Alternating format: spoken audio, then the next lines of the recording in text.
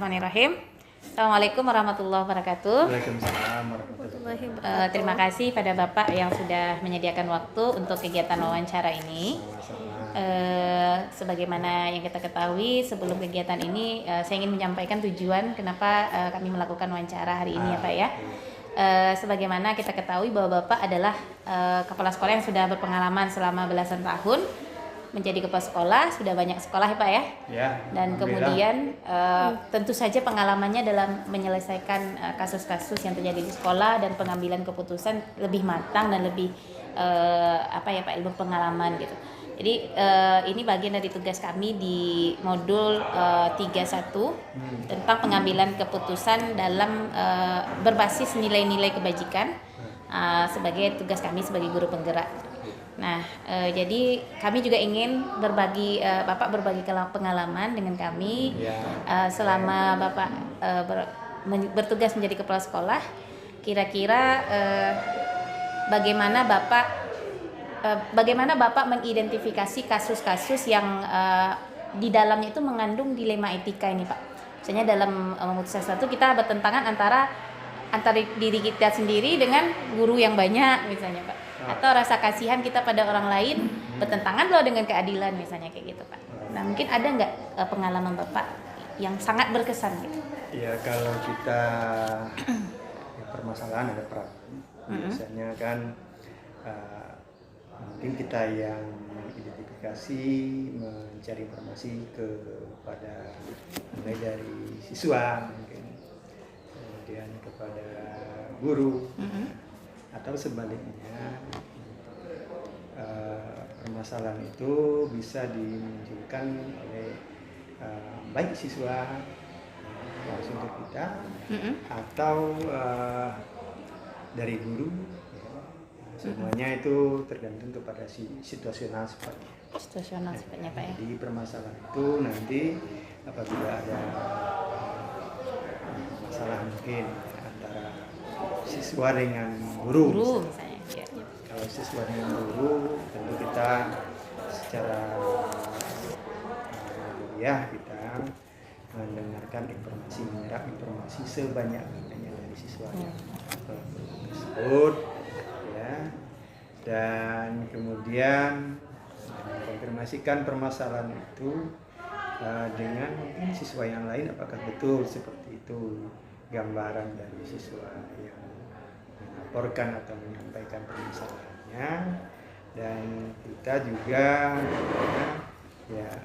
mengkonfirmasikan hal itu mungkin dengan tidak langsung kepada kawan-kawan kita guru, karena atau permasalahan kalau dari posisi yang misalnya siswa dengan guru, karena memang kerap terjadi ini sebenarnya kalau ditanyakan kepada siswa tingkat pelayanan kawan-kawan kita bisa saja nanti ini seperti puncak gunung es. Iya betul. Puncak gunung es yang nampak itu hanya sedikit saja, padahal permasalahan itu banyak sekali yang dihadapi oleh siswa ya. Mulai dari kalau dari siswa ke guru itu tindakan verbal yang pembulian dilakukan oleh guru. Sama sekali mereka juga mengatakan, Pak, nggak ada, setiap hari marah-marah saja. Setiap hari memberikan label kepada saya. Kamu bodoh, kamu ini, kamu itu. Nah, ini memang permasalahan seperti ini tentunya perlu kita sikapi dengan pencarian informasi sebanyak mungkin tentang permasalahan tersebut. Apa yang disampaikan tadi antara permasalahan antara guru dengan siswa misalnya kan semakin banyak informasi yang dapat kita peroleh, otomatis akan melempangkan usaha kita untuk penyelesaian masalah ini. Apalagi kalau dengan pola hubungan itu antara guru dan siswa kan tidak bisa kita serta-merta membackup atau menerima informasi dari siswa ini, dan ketika itu betul-betul dilakukan oleh guru tersebut seperti tindakan pembulian tersebut, tidak bisa pula langsung kita panggil guru tersebut. Iya. Namun kita mungkin menggunakan kesempatan secara pertemuan bersama ya, dan sosialisasikan kepada kawan-kawan ya, bahwa tindakan seperti ini cenderung nanti menyebabkan ya permasalahan bagi siswa kita. Malah ada yang tidak mau sekolah lagi karena mereka mendapatkan mendapatkan labelan ya, bulian dari kawan-kawan kita guru. Di samping itu kita juga bisa memberdayakan teman sejawat. Ya, siapa yang mungkin bisa menjadikan anak-anak kawan kita itu yang bisa dipercayanya, dan kita juga bisa percaya, ya kita selesaikan masalah itu melalui dengan kawan-kawan. Berarti memang harus tahap pertama ya Pak ya, kita mengidentifikasi dulu ya Pak ya. Iya. Sebenarnya kalau kita dengar sepihak saja tentu kita Iya. tidak adil. Iya. Misalnya dari guru aja, oh siswanya kayak gini nih, dia salahnya siswa ini gitu. Tapi ternyata setelah diteliti ada pula anak. Jadi kalau dalam penelitian namanya kan triangulasi gitu kan. Iya. Mengecek kembali Mengecek, ya. apakah benar itu kejadiannya. Berarti kan kita harus dari gurunya kita mencari informasinya dulu, terus dari siswanya kita tanyakan juga seperti apa bentuk permasalahan yang mereka hadapi, atau seperti apa tadi kan contohnya tadi tentang pembulian ya Pak, seperti apa dia melabelkan anak. Terkadang kan memang ada guru itu mengucap anak tersebut memang tak sengaja terucapkan biasanya kayak gitu Pak. Jadi dari beberapa kasus yang tadi Bapak ceritakan, misalnya nanti bagaimana Bapak menjalankan atau pengambilan keputusan yang Bapak ambil, terutama apabila nanti kasus-kasus Bapak tersebut antara dua kepentingan itu sama Pak. Jadinya antara guru tadi itu benar juga, terus tadi siswa tadi benar juga. Terus seperti apa Bapak mengambil nilai-nilai kebajikannya gitu Pak? Iya, apabila dalam kondisi seperti tadi, yang pertama goal kita apa? Masalah ini harus diselesaikan, misalnya pembulian. Dalam hal ini kita bukan memandang menjudge bahwa teman kita ini salah. Mungkin ini karena ya, guru itu kan produk dari lingkungan, produk dari pengalaman di rumah, produk pengalaman di lingkungan ya, otomatis ya kawan-kawan kita itu ya tidak serta-merta bisa mengubah cara berpikirnya, mengubah cara berbuatnya. Nah, ini mungkin lebih baik kita menyiapkan anak tadi, ya, menguatkan mentalnya, terus membicarakan bahwa hal ini tidak hanya terjadi kepada dia, namun pada saat tertentu kita juga perlu hal-hal ini mungkin juga terjadi dengan guru yang lain. Nah, ini kan kalau untuk orang tua kita punya parenting, ya mungkin untuk kawan-kawan kita guru ini kita ikutkan kegiatan seminar-seminar yang memperhatikan tentang bahaya dari bullying tadi, atau kita ya secara pertemuan-pertemuan sifatnya bersama bisa kita tapi kalau pada gilirannya nanti memang permasalahan itu sudah terlalu rumit, ya mungkin tindakan persuasif perlu dilakukan dengan mengambil guru tersebut. Nah, otomatis ya, kalau memang ini sudah membahayakan perlu diberikan ya terapi, tapi tidak memberikan judgement ya. Jadi kepada bagaimana perubahan, pembinaan ya Pak. Perubahan supaya hal ini tidak terjadi.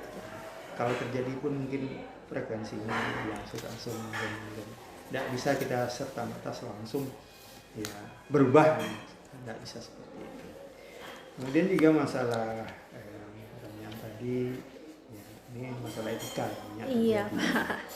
Misalnya siswa kita ya, masuk masalah asusila atau masalah ya kriminal pun. Untuk masalah asusila itu ya kita tentunya berpikir bagaimana ya, anak tadi terselamatkan dalam hal ini ya, karena mereka di posisi apalagi siswa SMA atau SMK, mereka ya dalam tahap perkembangan emosional mereka masih belum bisa membedakan antara yang baik dan buruk itu. Ya, terkadang mereka dominan pengaruh dari lingkungannya sehingga otomatis mereka ini apa yang dilihat itu menjadi ya, benar. betul. Untuk itu memang butuh ya pemahaman yang sama antara kita dengan guru-guru kita. Ya, apabila ada permasalahan asusila,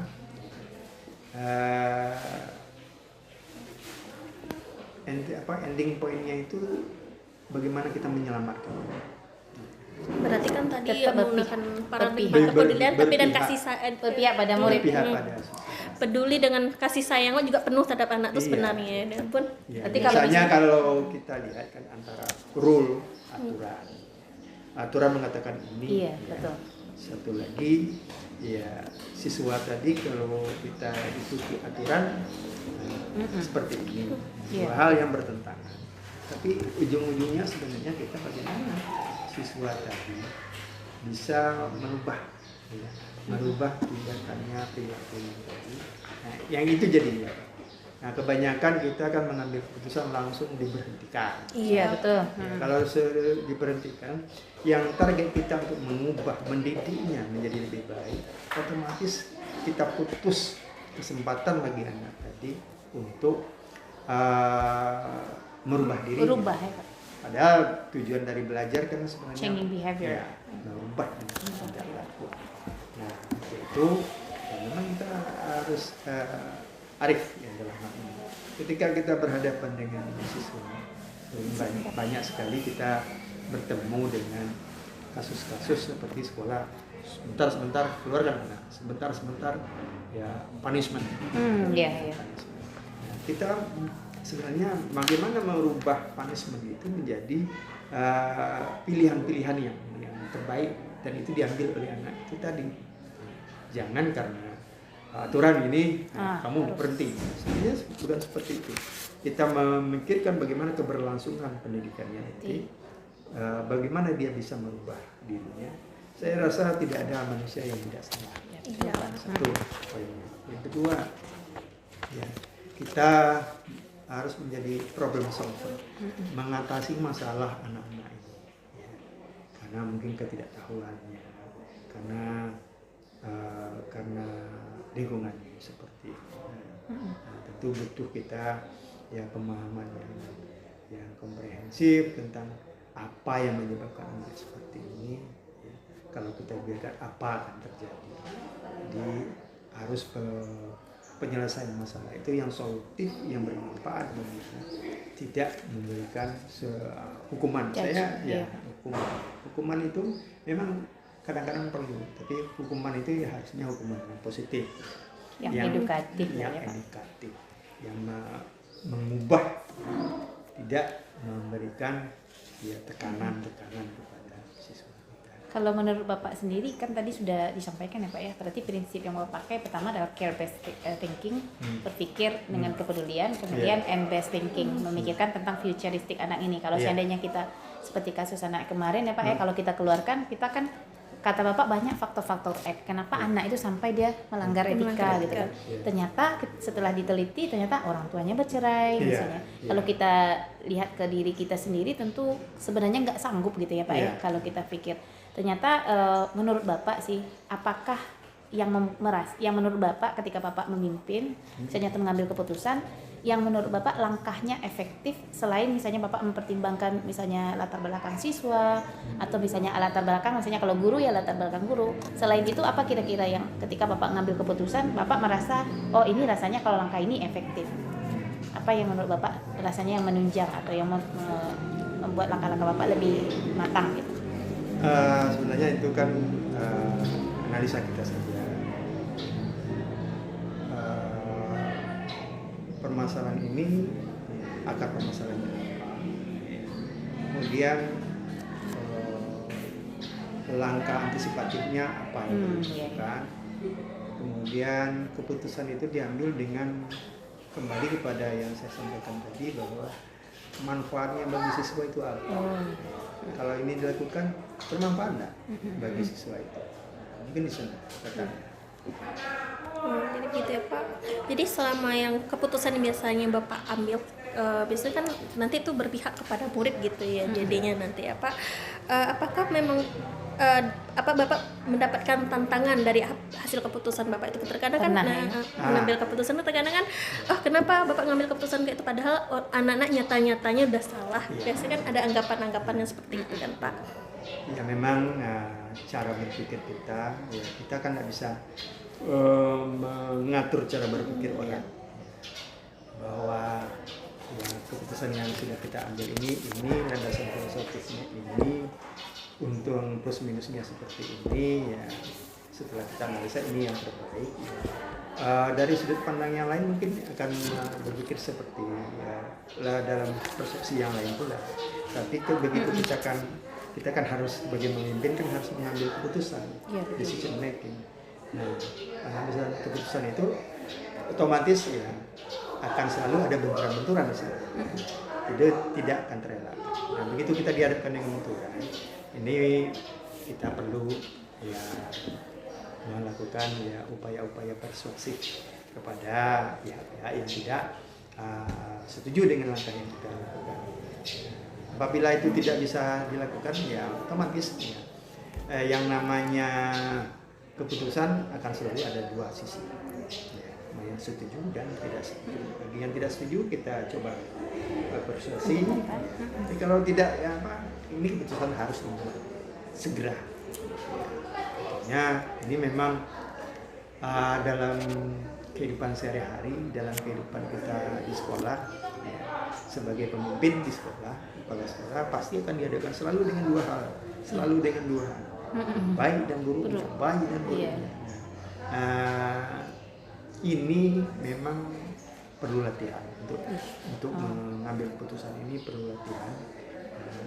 Mudah-mudahan ya kawan-kawan yang di guru penggerak ini atau CGP ini, ya, setelah ini ya bagi yang belum pernah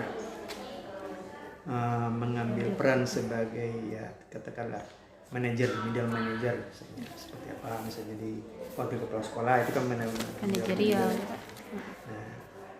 Nah, kita setelah ini harus banyak ya setidak-tidaknya mengambil satu unit misalnya jadi pembina OSIS, itu akan menguatkan kita, ya membelajarkan kita bagaimana ya menghadapi ya decision making tadi. Karena jadi seorang pemimpin itu kan yang payah, yang susah itu adalah ketika kita mengambil keputusan. Untuk memerintah gampang, ya, instruksi gampang, tapi ketika kita dihadapkan dengan pengambilan keputusan itu luar biasa sulit. Nah ini dan ya kawan-kawan di CGP ini nanti ya setelah ini ambil unit satu, ya saya buatnya saya di mana, fashion saya di mana, ambil satu unit, kemudian coba pimpin dengan unit tersebut, mulai dari perencanaannya sampai kegiatannya, mengelola sampai nanti ya, pelaporannya. Nah sepanjang itu kita lakukan kita akan ada bertemu dengan ya, permasalahan yang harus kita selesaikan, dan kita belajar ulang bagaimana teknik pengambilan keputusan. Alhamdulillah ya Bu Indah, semuanya udah terjawab sebenarnya dari yang Bapak ceritakan, mulai dari bagaimana Bapak mengambil prinsip-prinsip, kemudian mengidentifikasi dilema etika yang Bapak hadapi, kemudian langkah-langkah pengambilan keputusan dari 9 langkah itu sebenarnya sudah banyak terangkum, penjabaran ya. semuanya. Sudah terangkum semua, termasuk opsi trilema kalau kata Bapak, misalnya solusi cerdas lah istilahnya dari semua permasalahan itu. Kalau nggak ketemu tetap dicari supaya ketemu jalan keluarnya. Closingnya nih Pak, ya. Dari semua pengalaman yang Bapak hadapi itu kira-kira apa yang bisa Bapak berikan kepada kami sebagai bentuk pembelajaran bagi kami nanti untuk mulailah sebagai pemimpin pembelajaran lah dulu ya Pak, kalau belum manajer. Bisa kira-kira pesan-pesan atau apa ya pembelajaran yang bisa Bapak berikan? Pertama, apabila kita memang sebagai pemimpin pembelajar, ya kita akan berhadapan dengan permasalahan.